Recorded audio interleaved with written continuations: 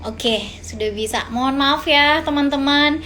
Ya, beginilah ya, salah satu kendala online yang tidak bisa dipungkiri ini adalah masalah sinyal. Baik, kita akan hubungi lagi ya, Kak Miftah. Oke, sebentar. Sepertinya Kak Miftah belum masuk ini. Oke, oke, sudah. Sebentar ya, kita invite dulu Kak Miftah.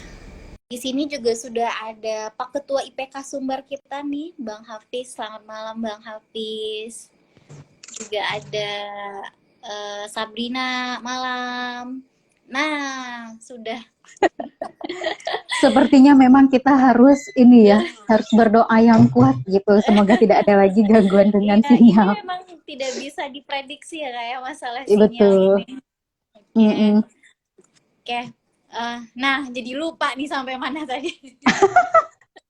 Tadi kita lagi ngomongin gimana nih permintaan si para orang tua. Oh iya benar. Berarti kalau misalnya terkait dengan kasusnya seperti itu, mengedukasi orang tua itu masih perlu PR yang banyak ya Kak ya, terkait dengan Mm-mm.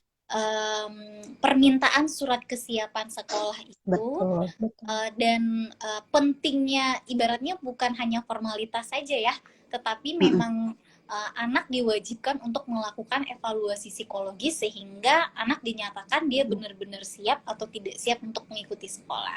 Karena mungkin Mm-mm. ini kali ya kayak permasalahannya ibaratnya kayak kalau kita masuk kuliah luar negeri tuh kayak udah ada LOE-nya gitu ya, misalnya udah ada Ah, karena udah itu dapet iya, sekolah gitu ya, udah udah dapat dapet sekolahnya dan di udah dapet sekolah juga sekolah gitu.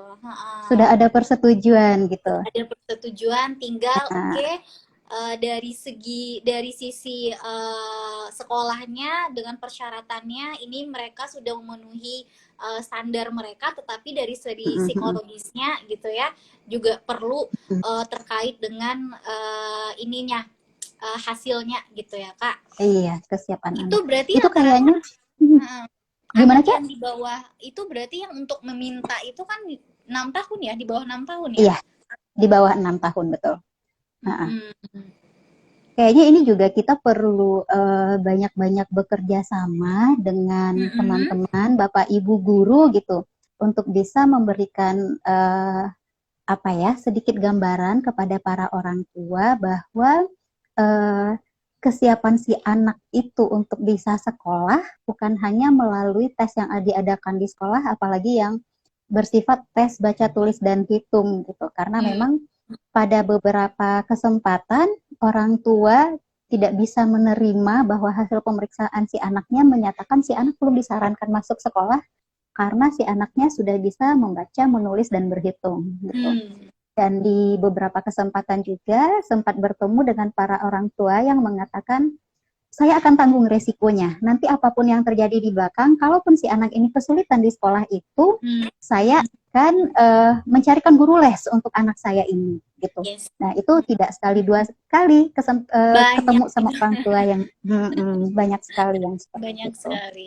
Mm-mm. Mm-mm. Benar-benar tadi yang permasalahan yang seperti kakak bilang tadi itu juga banyak ditemui gitu. Bahkan ibaratnya gini, patokan orang tua adalah satu kepandaian anak dari segi misalnya kemampuan pra belajar gitu ya. Misalnya udah Mm-mm. bisa bikin Mm-mm. nama nih gitu, udah bisa Mm-mm. bikin nama, udah bisa bikin namanya sendiri, udah bisa tahu Mm-mm. huruf gitu.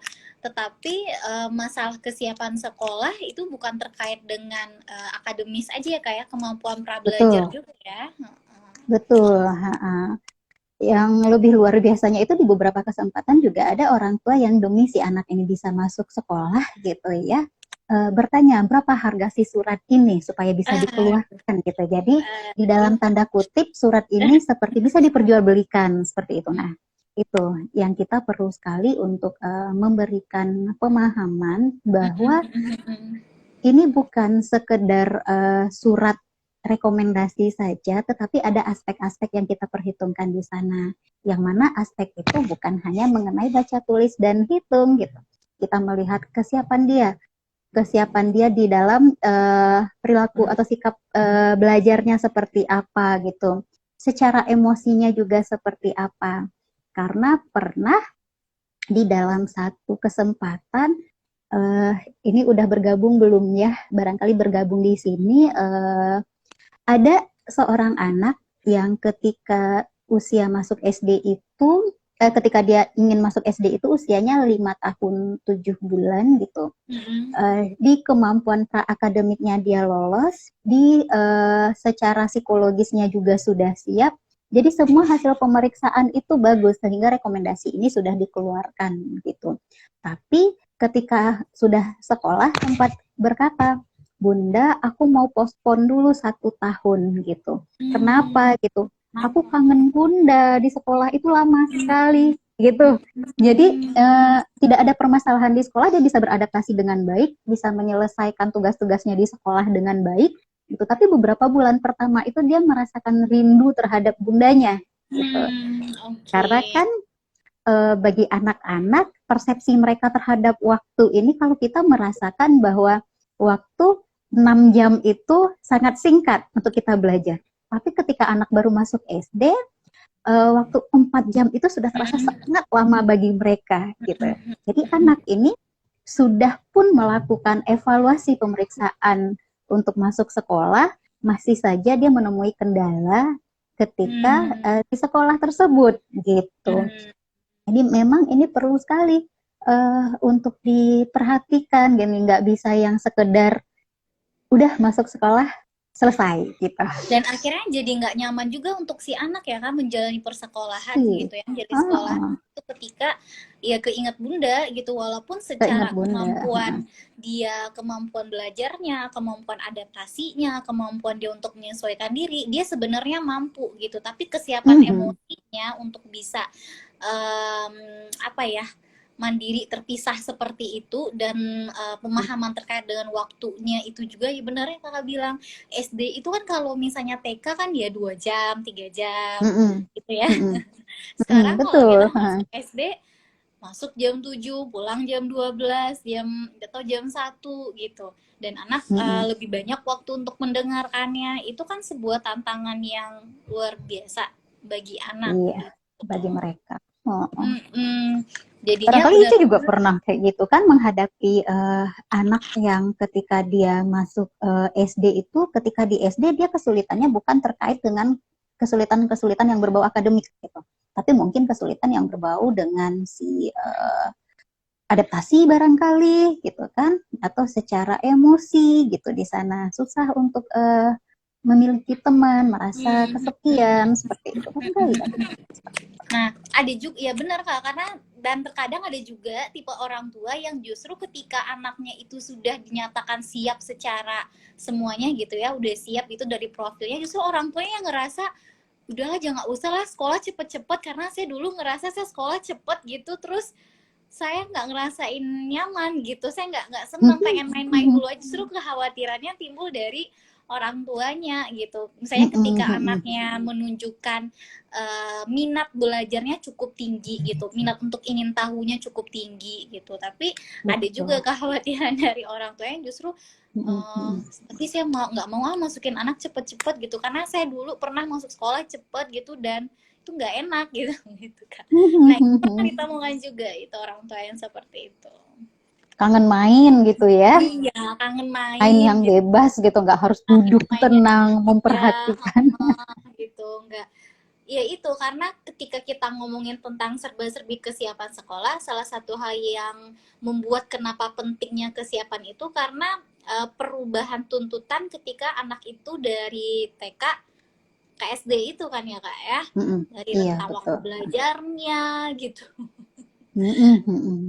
Jadi ada hal-hal baru yang sebelumnya belum mereka kenal gitu. Ketika dia masuk SD, mereka mendapatkan hal itu dan memiliki apa ya?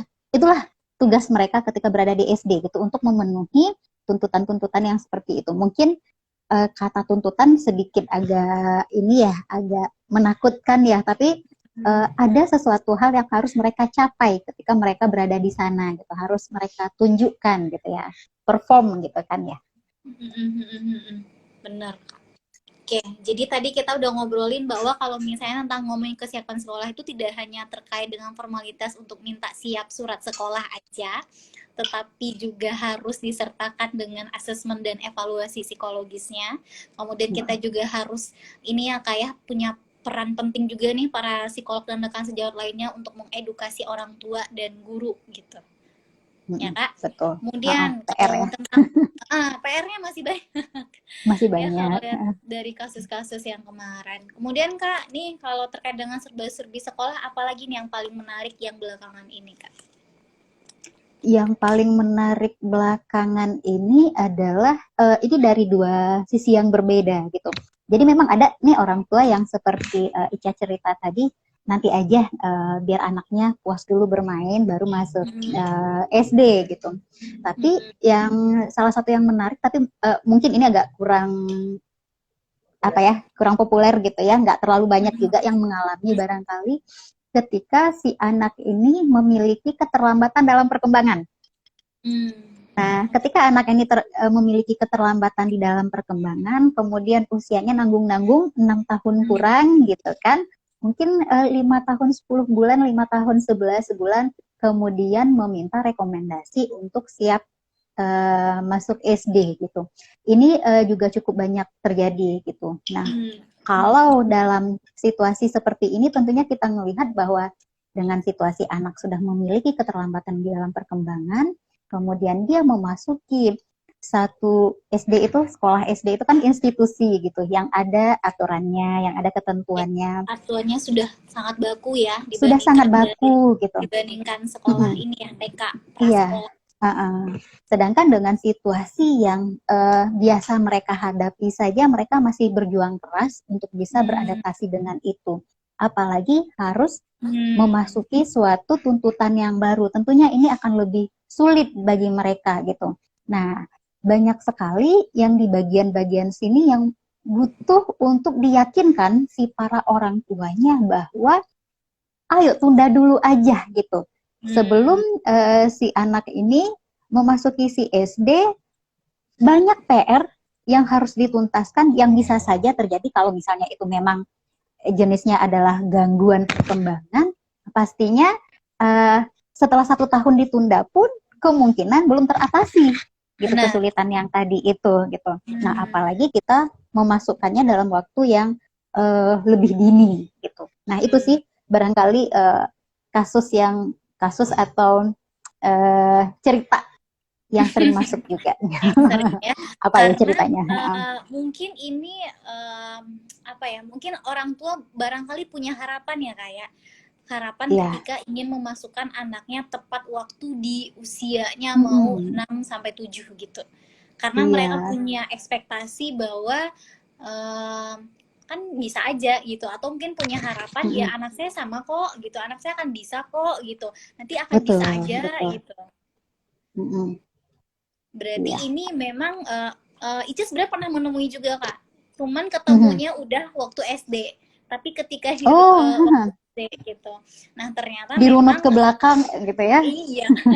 Ketahuan. Dirunut ke belakang sebenarnya ketika akan masuk SD sebenarnya sudah banyak gitu, guru pun nyatakan ini dulu aja, TK dulu aja lagi gini. Cuman ya karena orang tua punya harapan yang besar dan sangat kekeh anaknya nanti akan bisa gitu, ya sudah gitu. Dan akhirnya benar-benar ditemukan permasalahannya di kelas 3 SD ketika tuntutan itu semakin pembelajarannya semakin sulit gitu ya kayak barulah ditemui permasalahan yang makin banyak yang ibunya benar-benar melihat sekali gitu. Akhirnya ketika berarti sudah kalau situasi seperti itu kan pentingnya kesiapan itu bagaimana untuk jangka panjangnya nanti berarti ya. Nah, sering kelewatnya di bagian ini. Melihat bahwa situasi itu hanya ketika mau mendaftar sekolah itu saja, mendaftar masuk itu, tidak melihat di belakangnya. Karena memang banyak yang kita lihat di sini di kelas 1, kelas 2-nya mungkin semuanya berjalan mulus gitu. Tapi ketika di kelas 3, tuntutan pelajaran sudah lebih tinggi gitu. Sehingga menuntut juga kemampuan si anak yang pasti lebih tinggi juga gitu. Nah, di sana udah mulai tuh kelihatan enggak kok dulu kelas 1 kelas 2 anak saya bagus-bagus aja, nggak ada keluhan dari gurunya, tapi kelas 3 ini gitu, kelas 4 ini gitu. Atau bisa jadi itu munculnya nggak waktu di SD, bisa jadi nanti ketika di SMP atau di SMA. Karena yang namanya perkembangan itu kan mereka satu jalan ya, sejalur gitu ya. Jadi kalau di salah satu fase yang harus dia lewati itu ada sedikit apa namanya, kesulitan atau gangguan, jika itu tidak dihadapi segera gitu akan ada efeknya ke belakang gitu. Nah, di sini kan fungsi kita adalah untuk meminimalisir resiko yang mungkin akan dihadapi di belakang gitu. Selagi masih bisa diantisipasi, kenapa tidak gitu. Dan pun ketika tidak diantisipasi, bisa jadi yang muncul itu adalah sesuatu hal yang mungkin lebih berat, yang sulit untuk bisa kita hadapi. Karena dampaknya juga akan ke anak langsung ya kayak, karena anak yang Betul. menjalani, anak yang akan menjalani bagaimana sistem sekolah itu nantinya. Nah, bicara tentang sistem sekolah, sekarang kan banyak sekali ya tipe-tipe sekolah ya, macam-macam, dan kurikulumnya juga sangat beragam sekali. Dan pasti juga akan menjadi preferensi orang tua untuk menentukan sekolah yang ingin ini untuk anak-anaknya. Gimana Kak kalau kamu lihat fenomena-fenomena sekarang Kak terkait dengan ini kurikulum, kemudian sistem sekolah gitu? Kalau kita dari kita kan melihat dari kacamata psikologi ya. Kalau kita kan biasanya di dalam psikologi itu mencari yang sesuai dengan karakter si anaknya seperti itu. Tapi yang sering terjadi adalah ketika di dalam pemilihan ini yang sesuai dengan apa yang diharapkan barangkali oleh orang tuanya, mungkin ada ekspektasi tertentu gitu, atau membantu si orang tuanya untuk mengatasi suatu kesulitan. Misalnya karena si orang tuanya dua-duanya bekerja gitu, jadinya karena anak ini nggak ada yang menemani di rumah, dicarikanlah sekolah yang sistemnya full day gitu, sehingga persoalan teratasi gitu. Jadi sebenarnya berbagai karakter sekolah ini pasti dia memiliki apa ya, setiap sekolah dengan karakternya masing-masing itu sudah ada peminatnya gitu, sudah ada orang-orang yang cocok dengan karakter sekolah itu, pasti sudah ada gitu.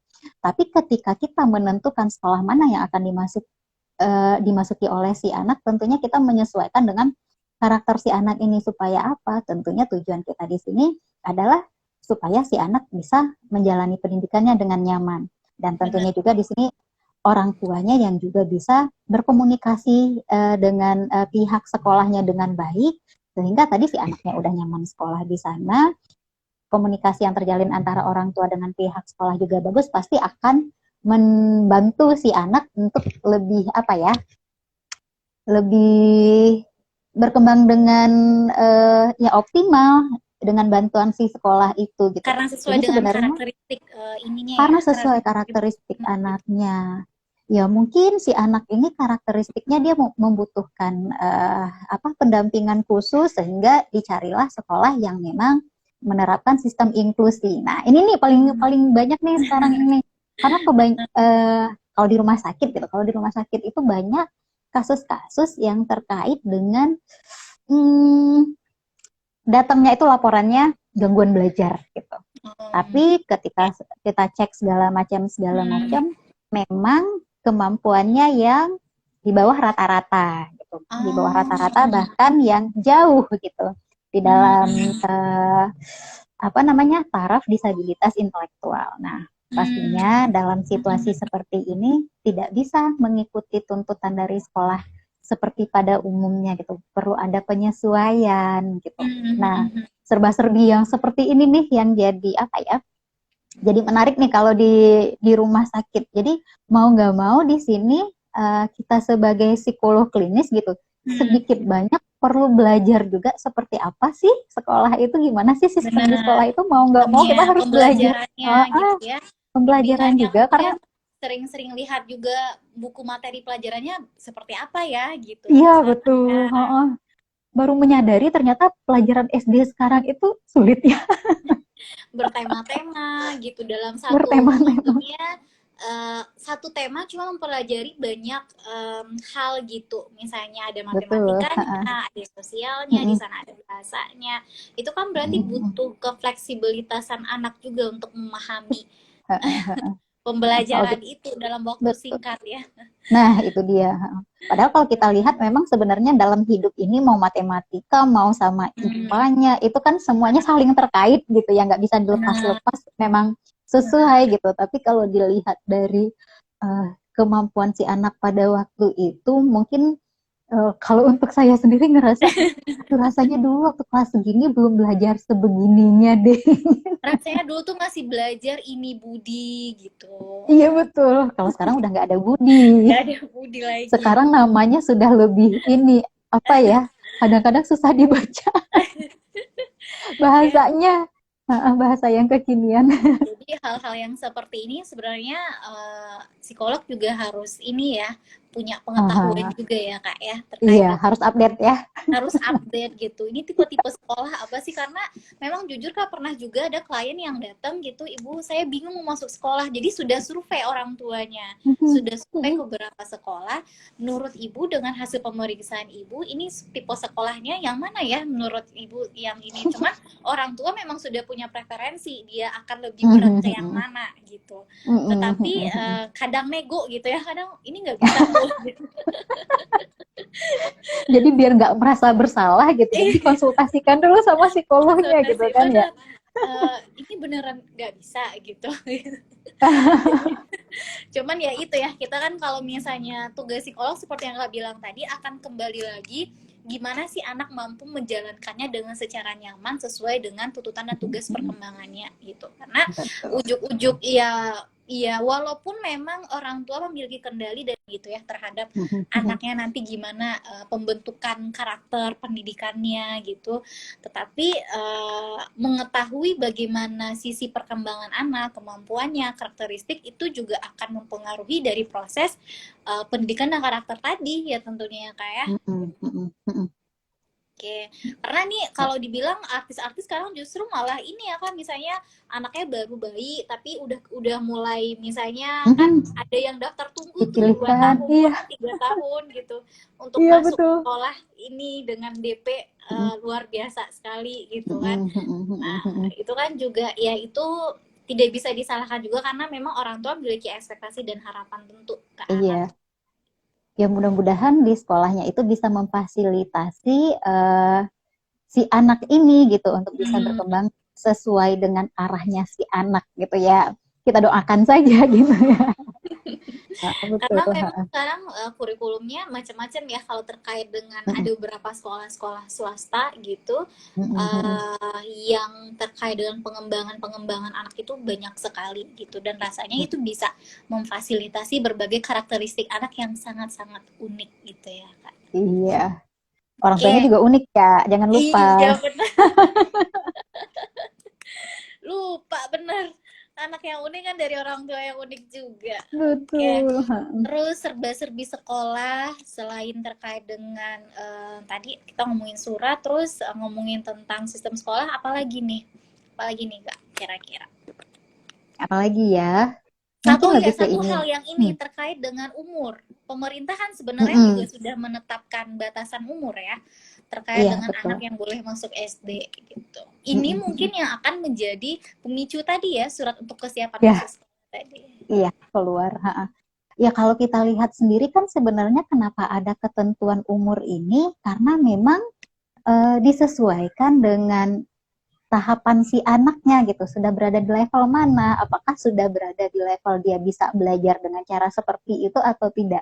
Kan ini yang membuat si tuntutan akhirnya butuh surat rekomendasi kalau umurnya belum cukup, kan itu ya sebenarnya latar belakangnya gitu. Jadi kalau menurut saya sih sebenarnya batasan umur yang diberikan oleh yang ditentukan oleh si pemerintah ini bukan ujuk-ujuk pemerintah pengen suka-sukanya aja Batasi gitu mengeluarkan. ya.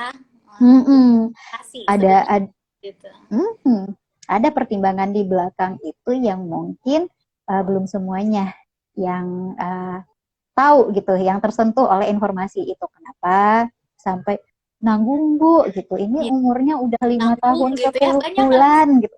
Hmm, Dia 1 bulan lagi juga 6 tahun, sebenarnya bukan permasalahannya bukan di umurnya gitu, tapi di kembali lagi kesiapan, kematangan, kesesuaian si anak ini hmm. dengan tuntutan yang dituntut oleh arah pendidikannya. Pendidikan ya, pendidikan sekolah Mm-mm. dasar, karena tentu juga gini, kematangan psikologis atau kematangan mental itu kan belum sebanding juga ya dengan Dengan chronicle umur age-nya ya, anak gitu ya, dengan umurnya anak gitu. Makanya banyak orang dibutuhkan dewasa sebenarnya. yang juga masih kayak anak-anak. Iya, benar. Oke, Kak, ini ada pertanyaan ini Oh, dari ada ketua kita IPK, Bang Hafiz bertanya, banyak masyarakat yang belum paham bentuk-bentuk tes yang akan dilakukan kepada anak-anak mereka. Kasih bocoran dikit, Uni. oh, oke. Jenis-jenis. Aduh, ini maaf pertanyaannya nggak kelihatan di sini. Boleh boleh Di diulang, Cak? Oke, pertanyaannya, banyak masyarakat yang belum paham bentuk tes yang akan dilakukan kepada anak-anak mereka. Kasih bocoran dikit, Uni. Nah, Oke, tesnya. iya. Ini betul sekali karena kebanyakan orang tua mempersiapkan sebelum ketika kita udah kasih tahu akan ada pemeriksaan, anaknya di rumah Suruh dilatih dulu belajar untuk ya. baca tulis itu betul. Aduh, belajar. Padahal kan di dalam pemeriksaan itu yang kita lihat itu tadi bukan kemampuan membacanya, Hmm. tapi kemampuan dasar dia untuk membaca. Bukan kemampuan menulisnya, tapi kemampuan dasar dia untuk bisa menulis, dan bukan kemampuan berhitungnya, tapi kemampuan dasar untuk dia bisa berhitung. Selain itu, tentu juga faktor-faktor lainnya yang terkait dengan bagaimana si anak ini barangkali beradaptasi nanti dengan lingkungannya ketika dia berada di lingkungan baru, pastikan ketika dia masuk sekolah, bagaimana cara si anak ini memenuhi tuntutan-tuntutan tugasnya, bisa nggak nanti di sekolah itu ketika gurunya memberikan tugas dia akan mengerjakan tugas itu, atau masih setiap soal ibu gini nggak jawabannya, itu banyak ya kalau Iya, anak-anak ada, TK kan gitu, ada. ibu bener nggak yang saya tulis ini, ibu ini udah betul, nah itu, nah hal-hal seperti itu yang akan kita cek nantinya gitu, bener si anak ini sudah siap untuk mengikuti sekolah atau sebenarnya si anak ini masih butuh pendampingan yang lebih apa ya, yang lebih intensif barangkali gitu, stimulasi yang lebih banyak untuk kemampuan-kemampuan dasarnya tadi itu sebelum dia bisa bersekolah di sekolah yang lebih formal gitu. Hmm, Paling gitu ya. berarti Mungkin ada kalau tambahan, Cak? gitu, iya, berarti kalau seperti itu, tes-tesnya itu bukan terkait dengan tes membaca gitu ya, bukan terkait dengan tes Iya ya, nggak uh, ada sama sekali ya. ini ya, hitung-hitungan gitu ya. Berarti Betul. sebenarnya evaluasi psikologis yang nanti orang tua akan datang ke psikolog untuk meminta evaluasi psikologis terkait dengan anaknya sudah siap atau belum, berarti itu merupakan serangkaian tes Apa kepada ya? anak gitu. Mm, Bentuk mm, mm, tesnya mm, berarti bentuk tesnya dalam dalam hal apa aja ini yang bisa kita edukasi ke orang tua, Kak? mm, mm. Mungkin karena gini, kita sebagai orang dewasa menganggap yang namanya tes ini adalah sesuatu yang bentuknya ujian gitu. Ya. Ujian artinya butuh persiapan belajar terlebih Hmm. dahulu gitu. Nah, sedangkan kalau untuk saya sendiri sering mengatakan ini untuk bahasa lebih apa ya, lebih mudah dipahami karena di rumah sakit juga gitu. Pemeriksaan suka mengatakannya gitu. Nah, ketika sama anaknya saya menyebutkan ini, ayo main gitu, karena kan kegiatannya eh, tidak semengerikan ketika kita orang dewasa tes gitu ya. Ayo main, ayo kita melihat gambar gitu. Ayo kita apa namanya, memilih-milih gambar. Seringnya mengajak si anak itu memang dalam situasi yang familiar bagi mereka. Jadi tidak tidak takut, tidak menyeramkan gitu. Begitu juga dengan orang tua supaya mereka melihat bahwa oh ya di sekolahnya kan udah dites, di sini nggak sama kok gitu. Karena kan banyak ya yang mengatakan itu udah kok di sekolahnya udah dites kok, udah lulus kok, tinggal nunggu surat dari ibu aja gitu. Hmm. Ya itu, surat itu kami juga butuh pemeriksaan gitu ya. Iya, itu dia. Berarti kalau ini ya, masalah persepsi terkait dengan tes itu bukan melulu kita diuji terkait dengan kemampuan anak bisa berhitung dan hal yang lainnya, tetapi lebih luas dari hal itu ya Kak ya. Terkait dengan kemampuan dasarnya justru bukan Kemampuan tentang dasar, apa yang sudah dia dasar-dasar. capainya, tetapi Betul. kemampuan ibaratnya apa ya, bahasanya itu hal-hal yang sudah dimiliki anak gitu, atau hal-hal yang belum dimiliki anak gitu. Jadi ini kebalikan ya kalau sama orang dewasa yang namanya tes-tes itu menguji apa yang mereka sudah pelajari gitu. Sedangkan ketika kita melakukan pada anak-anak untuk kesiapan masuk sekolah ini, kesiapan masuk SD, ya, yang dimaksud adalah modal apa saja sih yang anak sudah punya supaya nanti dia bisa belajar gitu. Jadi yang kita uji sana ini dasar, basic sekali. Sedangkan kalau kita orang dewasa pasti hasil. Nah, ini beda ya. Ketika mau masuk SD yang ditanyanya itu basicnya dulu, ketika sudah di SD, SMP, nanti ditanyanya hasil dari yang kalian pelajari di sana. Yes. Berarti itu nanti ya orang tua modalnya anak ini apa gitu. Maksudnya dia udah ada modal apa aja nih sehingga kira-kira mampu menjalankan sistem pendidikan yang jauh lebih formal dan punya aturan yang lebih ketat di sini. Gitu. Betul. Oke, siap. Oke Kak, wah sudah hampir 1 jam. Wow, nggak berasa ya kalau ngobrol. Ya di sini rame juga ada Kak Emma. Halo Kak Emma, di sini rame nih Kak. Oke, ada lagi pertanyaan? Oh tidak cukup. Oke, kalau begitu karena sudah hampir 1 jam juga ya, 45 menit, kita akan review dulu Kak. Tadi yang kita sudah obrolkan tadi, sempat ngobrol lagi tadi terkait dengan serba-serbi kesiapan sekolah, terkait dengan sistem sekolah, kemudian pemilihan sekolah gitu. Kemudian terkait dengan ternyata tes untuk anak itu bukan hal yang menyeramkan gitu ya.